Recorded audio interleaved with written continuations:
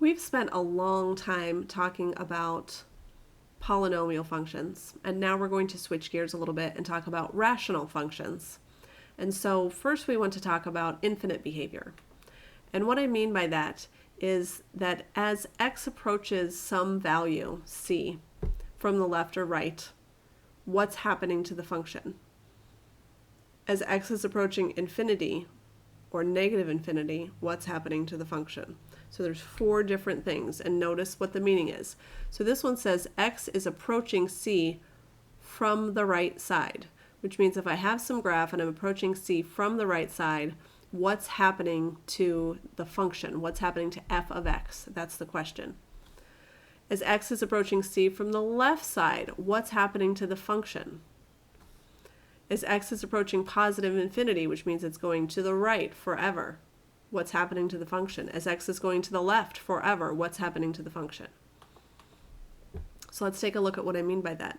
Here's a graph of this function, x minus 1 over x minus 3. Now, we've talked about the fact that we can restrict the domain. We know that x cannot be 3 because if I plugged in 3, 3 minus 3 is 0. We'll take a look at this dotted line, which we'll talk more about in just a little bit, but this is called an asymptote. So notice that at 3, I have an asymptote because x cannot be 3. I also have an asymptote at x equals 1, and again, we'll talk about those in a little bit. But what we're asking here is as x is approaching infinity, what is y approaching? So as I move to the right,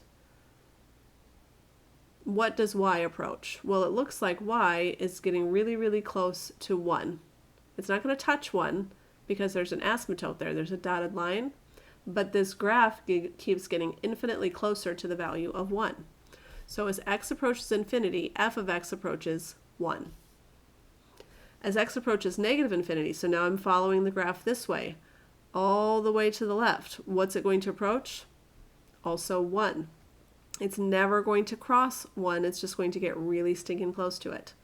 I know it's not going to cross because this is an asymptote. As x approaches 3 from the right, so now we're looking at approaching 3. So here's 3. From the right side, notice what's happening. If I follow it towards 3 from the right, where does this function go? It goes up forever and ever. That's positive infinity.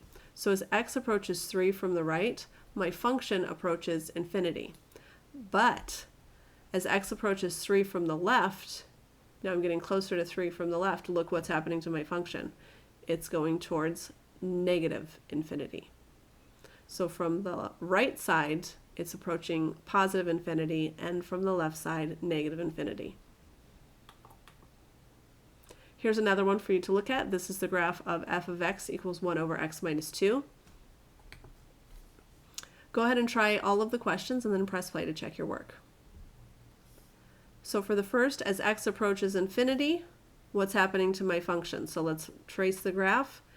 As I go forever in this direction, it looks like it's going to get really close to 0, but never touch 0 because there's a dotted line, a horizontal asymptote on 0.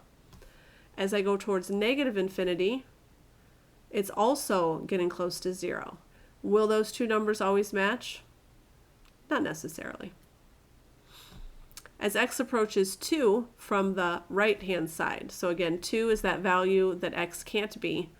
So 2 from the right side would be positive infinity, but from the left side would be negative infinity. So we're just describing the infinite behavior.